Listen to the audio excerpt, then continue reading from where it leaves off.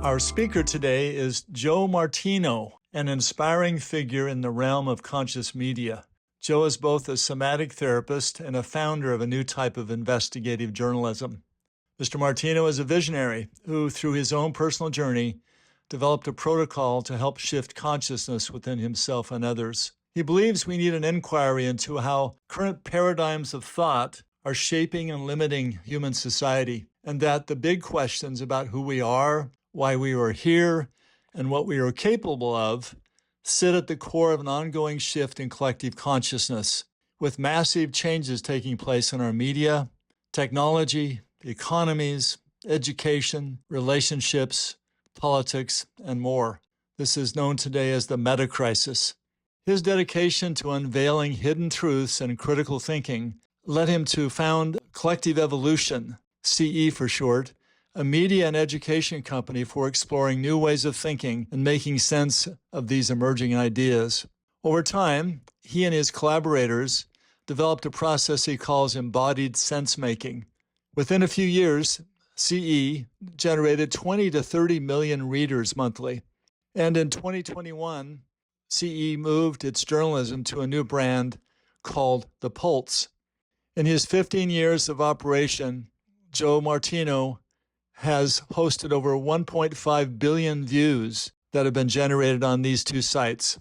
So in this time of increasing crises, it is beautiful to note that millions around the world are coming to realize that there are alternatives, that there is a deep interconnection at the basis of our existence, something that connects us all. Listen to this presentation and explore his site and Substack to learn more.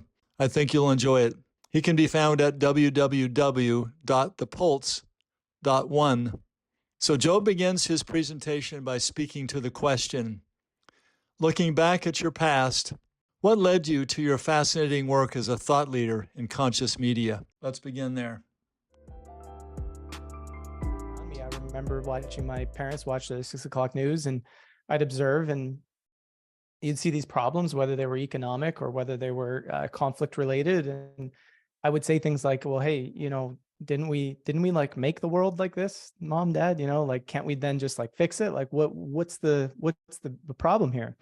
And I mean, in one sense, that's the beauty of thinking when you're really, really young, is you see things kind of simply, and maybe you don't quite understand the complexity of situations and human condition and so forth. But that curiosity of, there's something that seemed so inherently odd about the way we were operating when I was young, kind of led me into just being curious, asking a lot of questions about the nature of the world, education system that I was growing up in, and all that sort of stuff. I had an inclination for the supernatural, the paranormal, which kind of kept my mind looking beyond things that I couldn't see and feel, and sort of allowing that to expand my curiosity and consciousness as well. Of course, I wouldn't have used those words when I was young, but looking back, that's what I say now. And I remember being in high school and kind of never really enjoying the structure of school, but having to make that decision. What are you going to do when you're done high school? And I felt like I wanted to work with my hands. I wanted to do something that was, whether it was within a trade or something like that, but that was my inclination. And there was a lot of societal pressure. This is my story, so I'm not trying to say like, hey, everybody should follow in my footsteps, but I really felt like school just wasn't the place for me.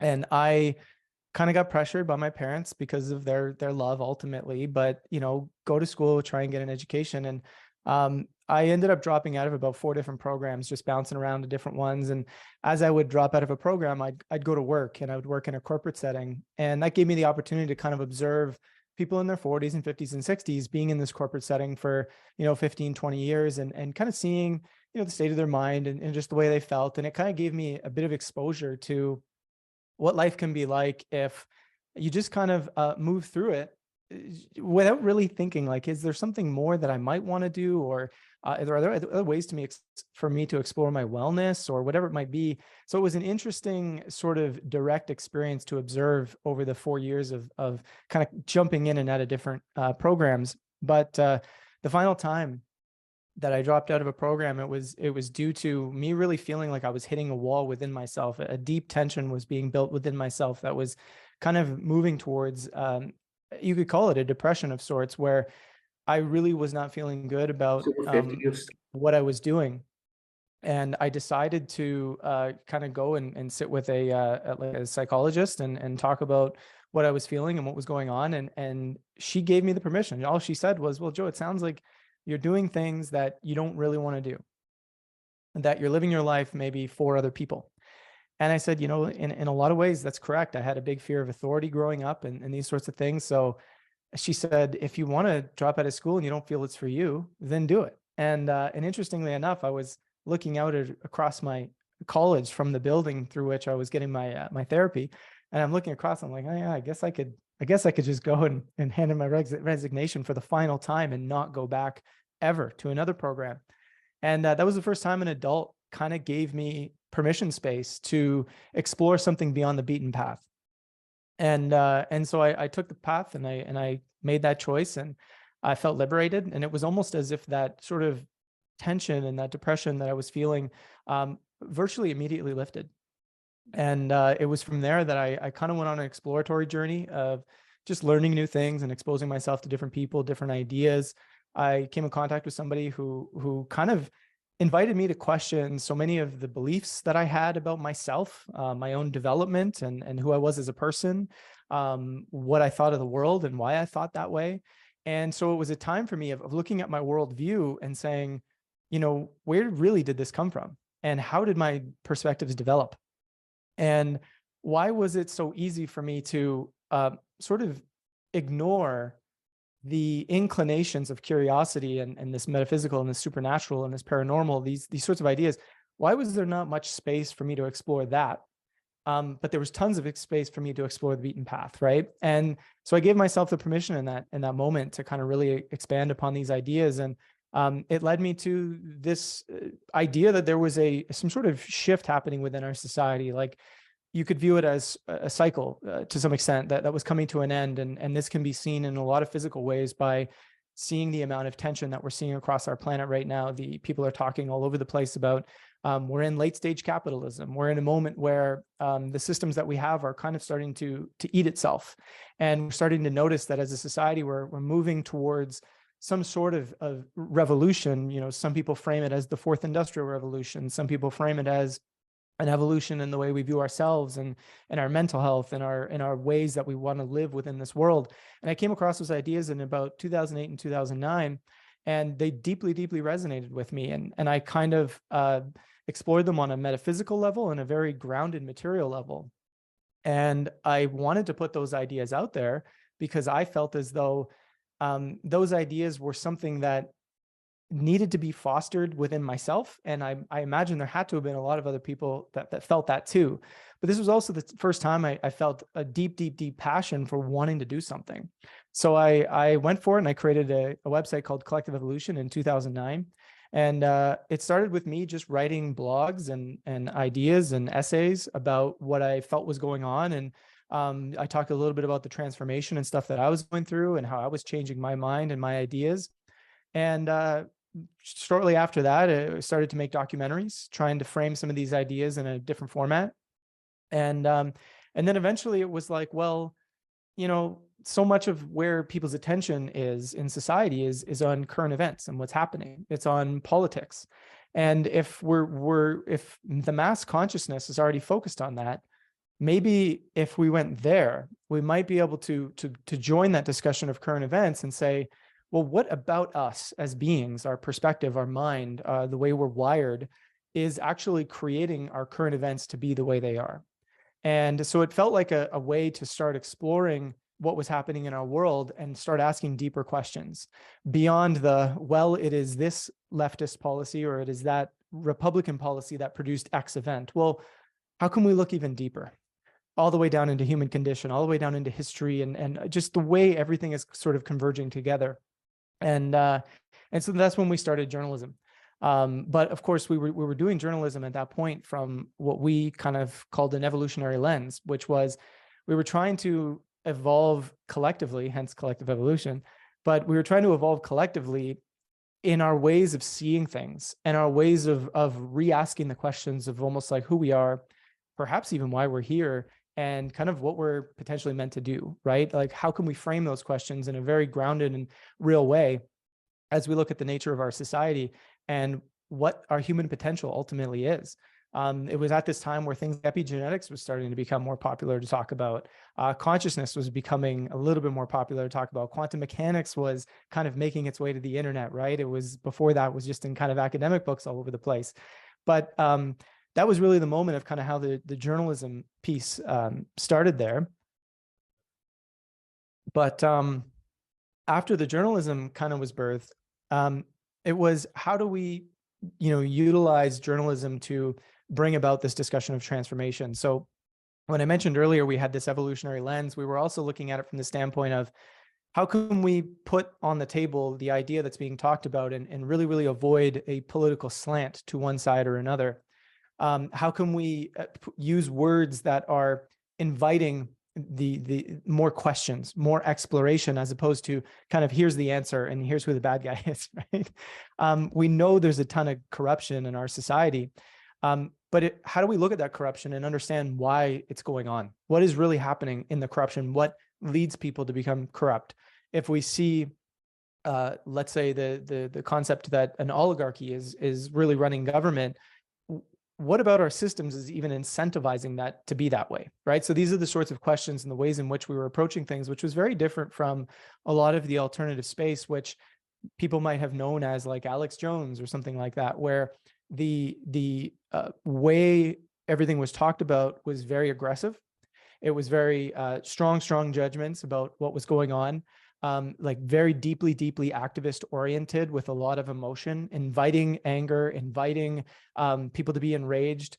And that just wasn't the vibe that we kind of wanted to put out there. We saw it more as we recognize the nature of what's really going on in our system, and it may bring about emotion, it may bring about anger, but really it provides an evolutionary pressure to want to change, right? Because if you feel that that doesn't really make sense, what's happening in our world, the states of corruption and so forth, then something about that usually doesn't feel right. And if we stay in the anger, the deep anger, and don't process it, and if we'll then move in disparity into hopelessness, and then we become ultimately like black-pilled, as I like to call it, which is like, you now feel nothing can ever change and that everything will always just be what it is.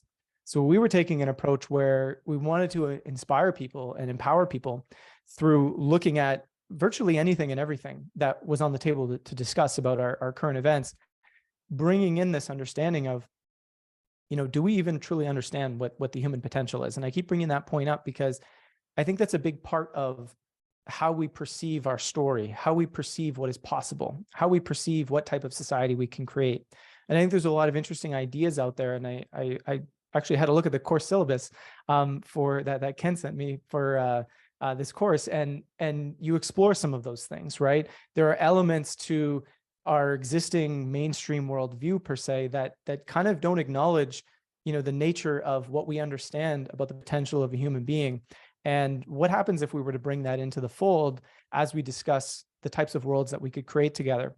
So that was kind of the nature of our brand and our business and what we were trying to do. And similarly to what was being discussed even in that clip just prior to me coming on here, this sort of shutting down of ideas and this cancel culture and this lack of free speech started to make its way into the alternative media space in around 2016, 2017. And we went from, probably reaching about 25 to 30 million people every month on our website to, a sort of a continual drop all the way down eventually to about 5 million people on our website by around 2019, 2020, due to censorship. Now, it's fair to say that there was something changing in the way Facebook, which is where we were getting most of our traffic, there was something changing in the way Facebook operated. Their algorithm was adjusting because they wanted to keep people on the platform. So there was a certain level of traffic loss everybody was experiencing. However, there was a very aggressive fact-checking, let's say, outfit that was existent by different companies all around the world hired by Facebook. And they were fact-checking things that, instead of similarly to what was kind of being presented in that clip, which is to say, let's look at the different viewpoints and let's critique and let's discuss and let's go back and forth. It was whatever is accepted in the mainstream narrative as what the story is. It doesn't matter what facts you bring to the table. It doesn't matter what expert opinion you bring. It doesn't matter how you even present it. It's not allowed, right? And so this was the nature of fact checking: is nuance went out the window, and we suddenly just saw our ability to reach audiences and to talk about a lot of the ideas we were talking about just completely diminish. And that took our very sort of, you could say, successful multi-million-dollar business to something that was, we basically went from 14 employees to just 3. So it was a huge, huge hit, and was kind of the start of this discussion of censorship. And we learned through COVID that, and this is kind of the way I frame it, but once the academics, once the scientists were being censored in such a big way, as we saw with COVID, that's when people started to realize how big and how powerful the censorship engine really was, because it was happening prior, way back in 2016 and 2017, but it wasn't as well known because higher profile people in our current society, we do value, and perhaps rightfully so, the voices of scientists and professors. But we weren't scientists and professors back then. So our cries were kind of being unanswered. And so when COVID came, it was actually kind of a beautiful opportunity for people to look at the nature of this censorship engine and then see how far back it really went. And we understood that this was a tiptoe that was slowly happening on free speech and on the things we're allowed to talk about and not allowed to talk about as a society. And I'm kind of glad, in a sense, that our story is here as an example of how powerful, it can become when we allow our governing institutions, but also our technology companies that become so big, to start to shut down speech in that particular way. But one of the things I wanted to share as I kind of just wrap up the portion of this that speaks about the work that I've been doing is we've had a very different approach, as I mentioned. And we garnered probably close to 1.5 billion views over the 13 or so years that led up to a research survey that we ran. And one of the things we kept getting, because we were focused on journalism that also looked at embodiment. So we were encouraging people to connect with their body, to feel what they felt like when they were engaging with a piece of information, when their perspectives were being challenged. We were encouraging people to explore the emotions that might arise and so on and so forth. It usually opened the doors for people to feel a little bit more inspired and a little bit more hopeful, even when they were looking at more challenging subjects.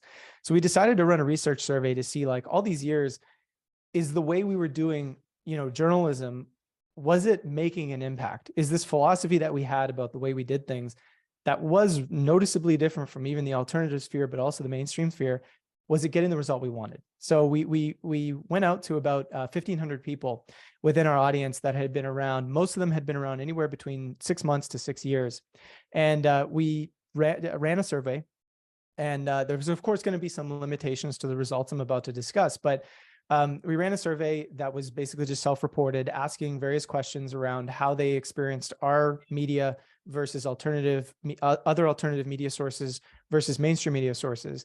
And the results we got back were pretty incredible, but also very telling of a lot of the emails that we would get over the years.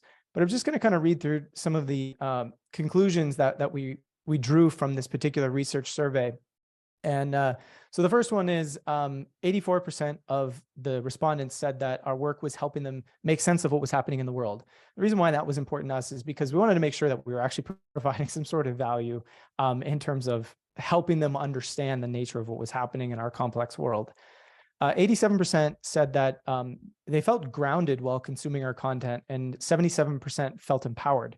The reason why I say this is because a lot of people they look at news and media, and the first thing they feel is like hopeless, or the first thing they feel is like, oh God, we can't do anything about this. So if we're seeing a large portion of our audience feeling empowered after reading our content, whether they know exactly what to do or not, the precursor, which is empowerment, is there, which we thought was an important takeaway. 93% said that they felt more grounded consuming our content than when they were consuming mainstream media content. 95% felt more inspired while consuming our content versus mainstream media. Then we flipped those two questions on other alternative spheres, and we said, compared to other alternative media outlets, how do you feel when you're consuming our content? And 73% felt more grounded than other media outlets, alternative media outlets. 73% felt more inspired versus other alternative media outlets. 94% felt that they were being invited to ask questions versus being told answers. Now, this is a big one because, when you're talking about so many different challenging subjects out there, whether it be things like 9/11 or whether it be things like the nature of our governing systems and how they function, if we can get more of the population used to this idea of reading content that is inviting you to ask questions, that is sort of teaching or modeling in a way to continue to explore and to continue to be curious versus telling you this is the absolute truth, we're actually developing a skill, and we're creating space for a skill to be developed that then creates a populace that is more inclined to better ask questions and better critically think. So we thought that was another important takeaway there. 72% of our audience stated that our work generally helps them feel better emotionally.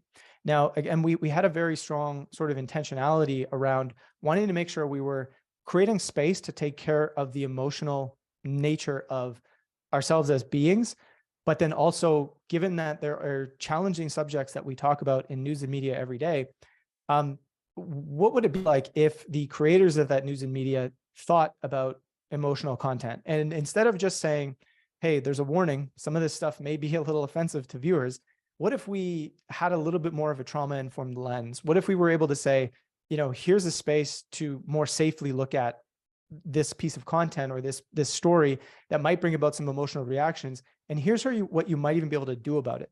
So as a media outlet, we were also kind of approaching things in that manner, which was kind of weird to some people, because it was like, well, I'm here to read a news article, but I'm also kind of being, not a therapy session per se, but I'm being invited to really explore the emotions that are arising as a result of this. So we were happy to hear that so many people felt better emotionally engaging with our content. 78% of our audience felt that we don't try to make them feel angry or upset when they consume the content, meaning we're not inviting any anger, we're not inviting any negative emotions, which again, that was kind of our way of trying to offer something different than so much of the angry alternative media that is out there. And I just want to make a distinction here. We weren't trying to avoid anger altogether. There's a very important use for anger and feeling it and processing it, but that's for a bit of a different discussion. 63% felt that we covered very tough and controversial events while keeping them emotionally regulated better than like other mainstream and alternative media outlets, meaning going back to those difficult sort of stories, we were keeping them more grounded. So those were a lot of the key takeaways. And again, we kind of took that as, even with limitations in hand, we took that as a good indication that we were at least on the right track to some degree. And limitations, of course, would be something like, hey, this was self-reported, right? So people are to some extent interpreting the questions, which we very, very carefully went through and tried to design. We tried to design the study to be as good as possible. And but so of course, whenever something is self-reported, you're kind of leaving it up to the person to interpret and understand and report back. And if they're a fan of what you're doing, they might be more inclined to just give you good marks. But we looked at the body of emails that we would get over the years, which would have been thousands and thousands of emails from readers saying things like, I just feel so good when I navigate content that you guys are doing. I feel so inspired. I feel so helpful. I feel like you're really helping me address certain things. So our results did sort of align with a lot of the feedback that we had gotten over the years. But yeah, I mean, I ultimately sort of just to I guess wrap up the first portion here. I think we've designed and played with this idea of trying to tackle the question of how do we, not just how do we understand how media shapes our perspectives, but how might we be able to redesign media? How might we be able to change the way media is told to include more of the human being, to include more of the complex elements of the human being, from the somatic self to the consciousness and the curiosity and the expansiveness of a person, but also, giving space for that intellectual part of it to mix into that fold and bring the emotions into the picture. And how do we look at that as we tackle journalism? And perhaps that's not the role of journalism, right? I'm not saying that what we've tried to do here is absolutely the right thing. But what we've tried to do here has had some interesting results. And that's kind of what our project has been designed to do. And just to lead into the pulse, because I know, Ken, you mentioned the pulse. Collective Evolution, we basically kind of put our journalism portion of that on pause in around 2021 and around midway through to create the Pulse. As we were, to be quite honest, we were trying to get away from the amount of censorship that our brand had pulled in. So we created the Pulse as a new way of saying, here's a new identity we're putting out there. Let's see how long this one takes to get censored. And so that was in around June of 2021. And so our journalism is found there on the Pulse now, but the same philosophies, the same mindset, the same ideas are being presented under that new brand. But yeah, so my story in quick summary really came from having a moment in my life, having a time where I was changing my ideas. I was changing my perspective. I was sort of allowing my worldview to reshape at a young age. I was about 22 years old when I was going through a lot of this change. And since then, I've been engaged in a journey of trying to work with others to see how do we create a space for ourselves to, you could say, safely and comfortably and in community, change our minds and change our perspective, because that may not be an easy thing to do. And when Ken and I were talking about, what to maybe create here as an opportunity to have some discussion regarding what I've talked about here, maybe there's like a question that you guys can play with in a groups of 3 or something like that, where we can talk about this feeling of what it's like to go through a change in perspective. So Ken, I don't know if you want to organize this or you want me to sort of lay out the question and some of the responses, but I know because it's on Zoom, you might want to sort of set things up here. I can read out the question if you want me to. Well, thanks. First of all, I really appreciate that tour of that big section of your life, and most of the people in this class are in a similar age group of this time of discovery that you've gone through. So maybe some of this is in becoming something. I see a number of people sharing online that they've been appreciating what you're saying. Also, I've really grown to appreciate what you and your group have been gathering, because communities do find ways of articulating as you share and grow together. It's one thing we've noticed in our program for years, that we can't heal alone as individuals. We're stuck in our own narratives, and even though we're some brilliant people, we just dig our grave deeper and deeper. And you've talked and introduced a term to me that I really love, and that's sense making.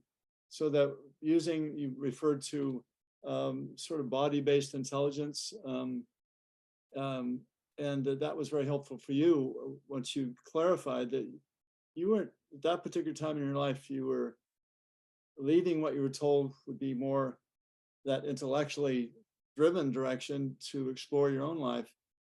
And I've run into someone I mentioned to you. He's an actor and author, Philip Shepard. He talks about 2 basic modes of intelligence: mind, which is full of details, ideas, comparing and contrasting, and the body, which is full of the felt senses, the intuition, the subjectivity.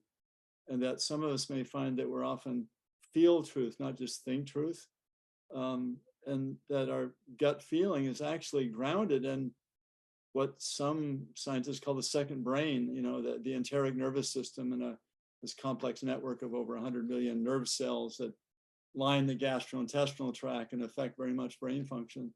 So there's good science for this, and there's long traditions of owning body-based practices so that we can be wise, not just smart. So before we move into this process group of asking the class to think through their own lives right now, where they might be with this powerful question, any thoughts in that direction, just about more integrative ways of knowing than just the intellect? Yeah, absolutely.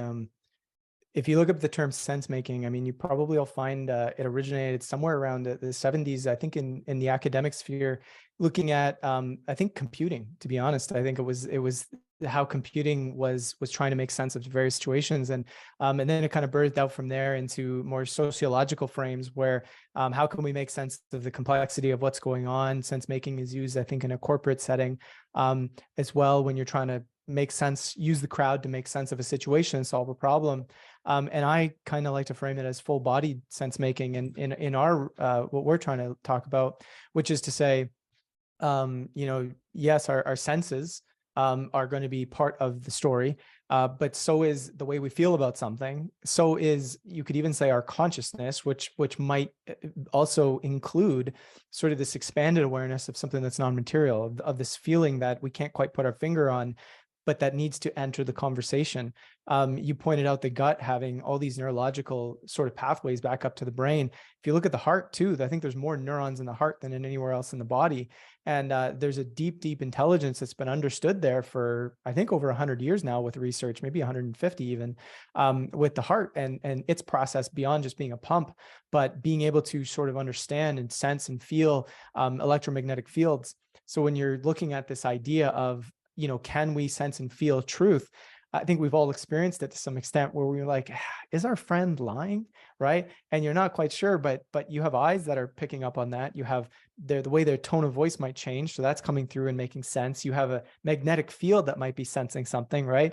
Where is all this in logic? Right. At best, logic takes all that as sensory elements and it turns it into something else. But do we acknowledge these other aspects, and can we bring greater awareness to these other aspects of what we're pulling in to shine more light on what we're really feeling? And that's kind of the full-bodied sense making that we like to sort of teach and talk about. And it's certainly a process because much of our modern society doesn't necessarily invite this level of slow down, embodiment, feeling. So much of our world is incentivized by logic and thinking and quick decisions and go, and this, that, whatever, and our phones. And we're just, it's kind of a chaotic setting. So there's something deep about this work that we, to some extent, invite people into, which is to kind of slow down as well and see what better sense we can make by being a little bit more intentional. So yeah, that would be some extended thoughts on that. But that's like, we could go on all day with that fun stuff. Just to say that you start most of your articles by take a breath, right? And Yeah, hold, set your pulse. slow it down, notice what's going on, and integrate these two ways of knowing as best one can into good, solid intellectual knowing, but also really the other half of us and has something to say as well. And so your turning point and the turning points maybe of students in this class could be similar or uniquely theirs. So you have a question you thought we would share, and yes, we can set up a sort of a chance for them in a breakout room to process a little bit. Sure. Yeah. So the question is think of a time in your life when you changed your perspective on an issue or a situation that you felt really sure about. And as you went through this process of changing, did you notice any resistance to that change? And if so, what type of resistance did you experience? And do you recall any thoughts or emotions you might have had or feelings in the body? So I'll just repeat a couple of those again, because I know that that's actually a great idea, putting it in the chat. I think I have it handy here so that I can keep it really simple. There we go.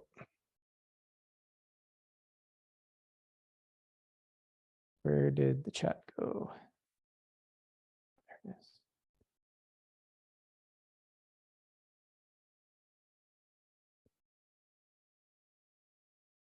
All right, so there it is there. And just for good measure, I will read it one more time. Think of a time when you changed your perspective on an issue or situation you were really sure about.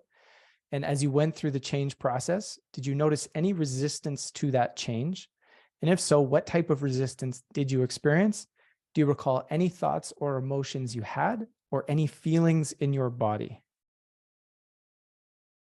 Great. Well, let's give you all time to think about any of the turning points in your life, and maybe you're in one right now where you're getting a sense of not sure what to do next, and you're in your own process of inquiry.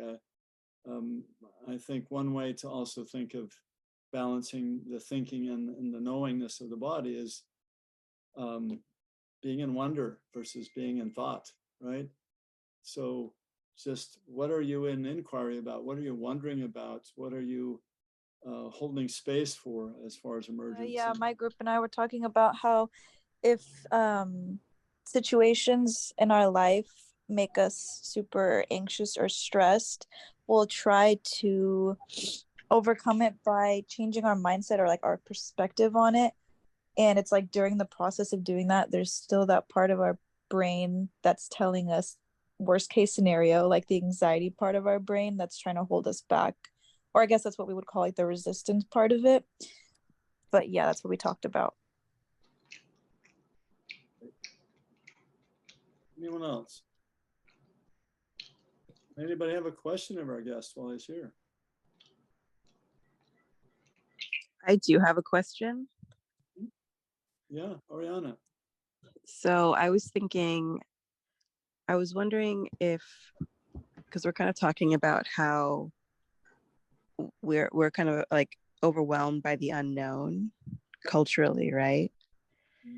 So, I mean, as like a society and as people, is there like any place or, group of people that you came across that were able to share ideas communally, like in a healthier way, or a way that we would like, that we would strive to be? So I think if I'm understanding the question, it's sort of like, were there any groups that I've came in contact with that sort of helped create a safer space or a more comfortable or supportive space to explore some of these uncertain ideas? Yes, exactly. Yeah. So I would say yes. I mean, in community, I mean, we're communal creatures. So many aspects of our physiology, our nervous system, and so forth. We require each other, and the more we understand, the more we know of the nature of having these authentically connected spaces to communicate, sort of the safer that environment will be. Now, I know that can be hard to come across, especially with all the polarization that's going on now. But for me, I did sort of develop and come across different groups of people that we're open to talking about things in this way, or we're open to becoming, and I think this is one of the key elements of right now, is becoming comfortable in uncertainty. And I say that because it's very rare that we're going to be absolutely certain of what the truth is on any issue. There's always going to be an element of uncertainty that is going to be there, and learning to be comfortable with uncertainty and knowing how to sort of find that little bit more grounded space with not knowing for sure, is an individual transformational piece that can be very important, and that can move its way into groups across time. So I kind of hope that answered the question, but for the most part, I just developed kind of a group of friends around me, people close to me, that kind of just showed up with this sort of energy and this sort of feeling of just wanting to talk about things and being there for each other. And I think that's an important thing for us to all have, is some level, even if it's just one or two friends that can talk about this kind of stuff with us. But that's the way I would answer that. Cool. Thank you. Find a community of similar values is what you're saying, as and spend. Yeah, similar values, with sort of like with this sort of sense that we're trying to explore, right? We're here to just, we're not necessarily trying to land on the absolute truth, because that can be hard. So it's kind of just being open to that exploration and that curiosity. And I imagine this class fosters that kind of stuff. On a good day. Someone else, final thought, question?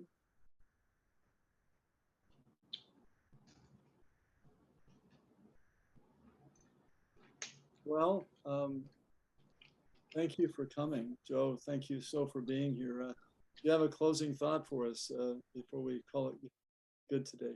Anything?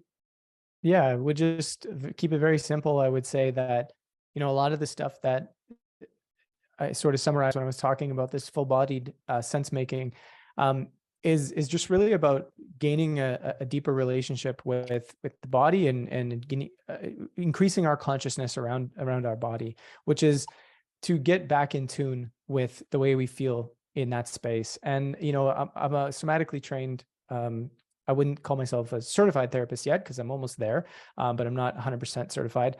But in that world of therapy that I'm sort of training within, which I'm using to inject more deeply into my work, we take this bottom-up approach, which is to start by getting back in touch and tune with the body. So many of us in our modern day world have sort of cut ourselves off at the head, where we live in our heads almost all the time. But as we work with the body, all the other things that sort of arise out of the head, the chattiness, the anxiety, sometimes a depression, just constant thinking and these sorts of things, they become lessened and more in tune and more imbalanced the more we engage with the body. And I believe, as I described in the sense-making piece, that it helps us with our ability to make sense of the world, to be more empathetic, more compassionate towards people. And I think that in our time, it's upon each of us right now to sort of show up in that way, because I think, as much as I'm not trying to be a downer here, but I think our world may even become a little bit more polarized and chaotic than it currently is. Again, primarily as an evolutionary pressure to continue to push us to find better ways of connecting and making sense together. So I would say that, these kinds of ideas are totally worth our time to continue to develop within ourselves. Thank you, Joe. That was meaningful, and thank you for creating the time to be with us and sharing some unusual and I think very timely knowledge. So thank you so much. Yeah, thank you so much for having me.